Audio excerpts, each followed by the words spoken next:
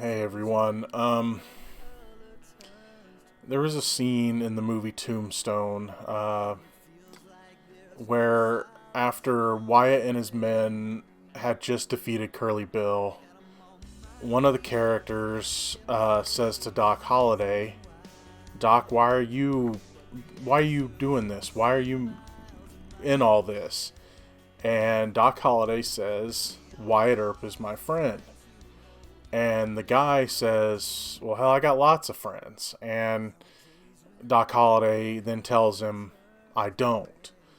And what I always saw that scene as is, while Doc Holliday may have had quote unquote friends, or acquaintances, he didn't have a lot of really good friends. Those friends that would stick with you despite your imperfections, would stick with you through thick and thin, good, bad, you know what I'm saying.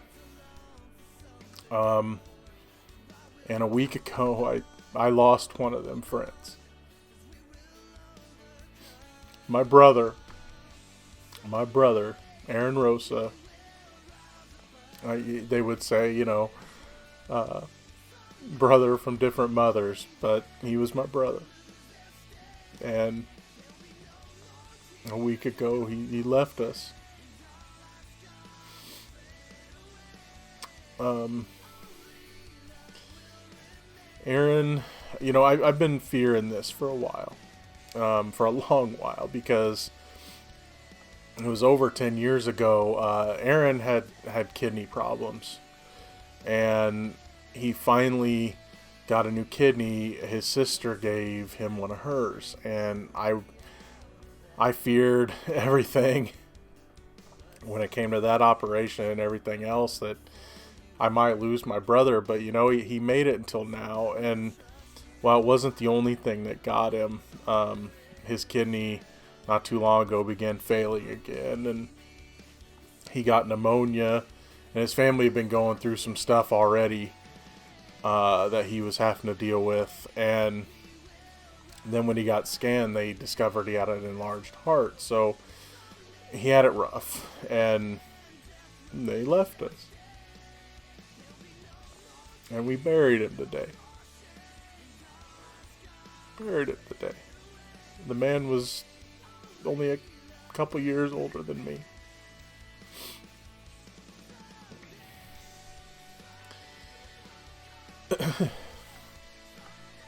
Aaron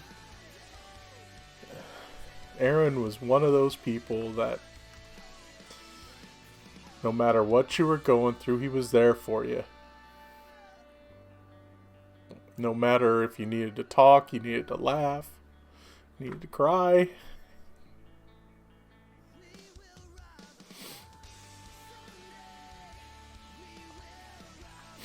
He was there. And, he's my brother, and I miss him. But, there was a lot of times in my life he was there for me.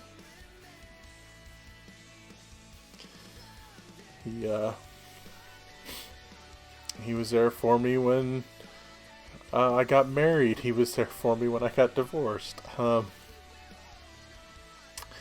When I needed just someone to hang out with, he was there.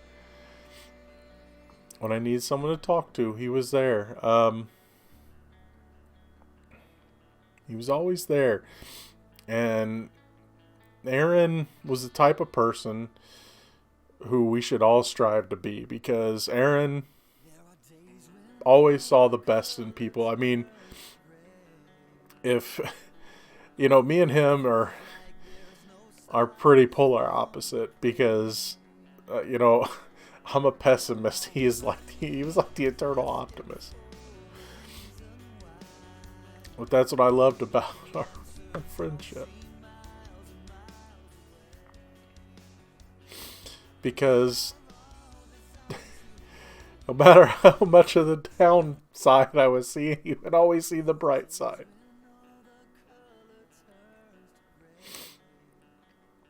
It's funny. I mean, I've went on a lot of trips in my life, and Aaron is probably the person who I've spent the most time on the road with.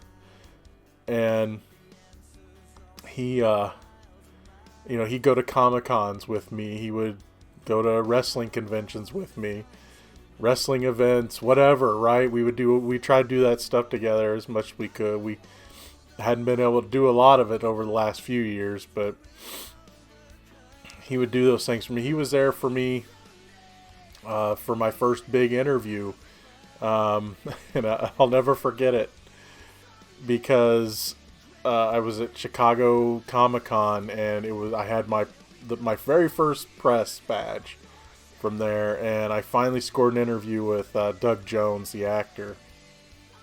And I remember that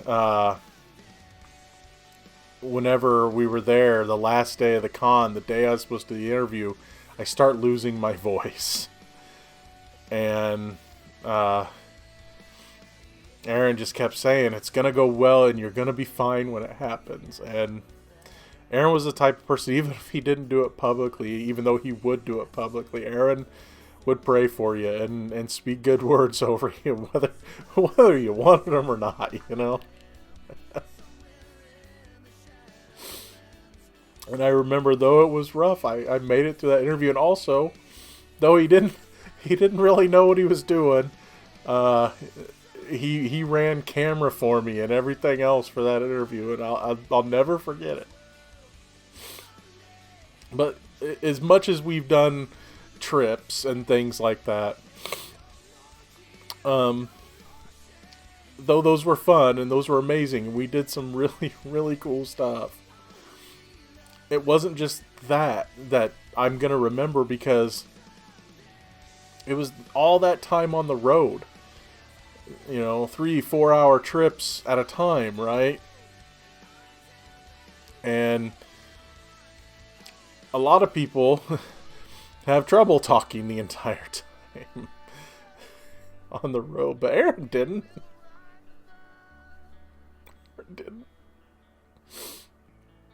It didn't matter what we were talking about. It could be important stuff, not important stuff, but he was there for you, and he wanted to talk, and he wanted to make sure everything was good. We'd talk about life, kids, geek stuff, whatever. And I think I'll cherish that time even more than the stuff we were going to, because I spent all that time in an automobile with that guy,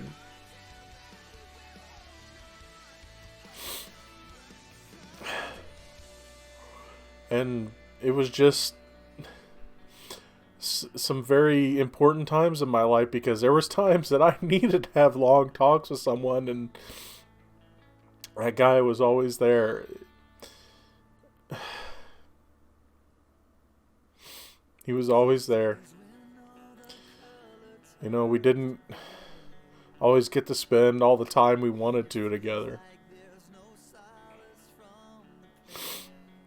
I mean, he had his things going on, I had my things going on.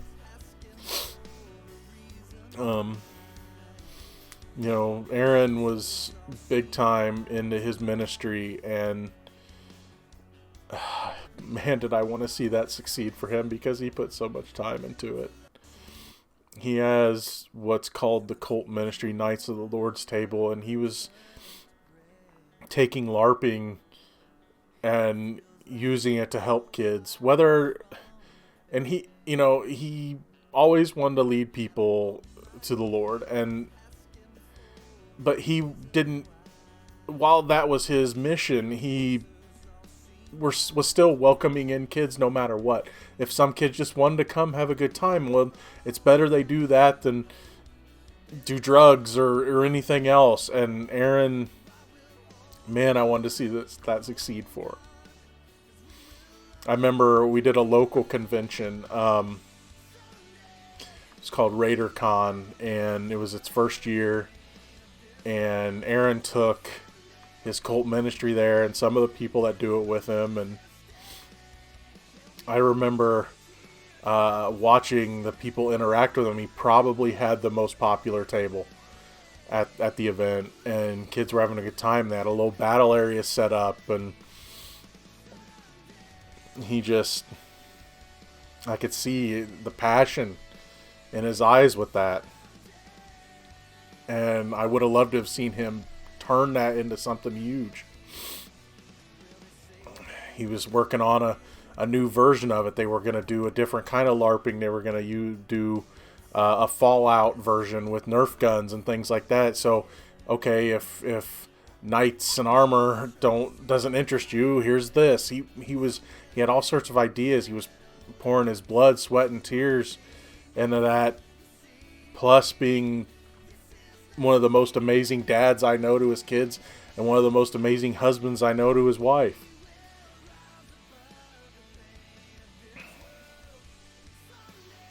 Aaron is the type of person that people should strive to be. He was forever the optimist. And he's gone. This world, there's some people that pass on, and I'm not saying it's good when some people pass on, but there are certain people that pass on in this world where the world becomes a worse place because they're gone. And Aaron being gone makes this world a worse place. That being said, Aaron wouldn't want that for everyone. Aaron would want everyone. He would want everyone to be happy. Aaron believed that when he died, he was going to heaven. And if it's there, he's there, man. If it's there, he's there.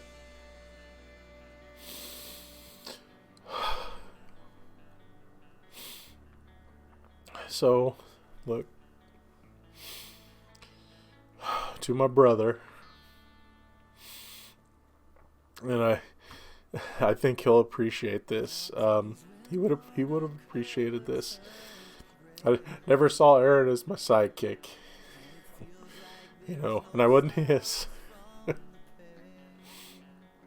But I'll use these analogies to bring back the movie segment from before. To the Wyatt Earp, to my Doc Holliday, to the Superman to my Batman, to the Luke Skywalker to my Han Solo. And some of y'all might find this cheesy, but I don't care. Aaron, the Force will be with you, brother, always.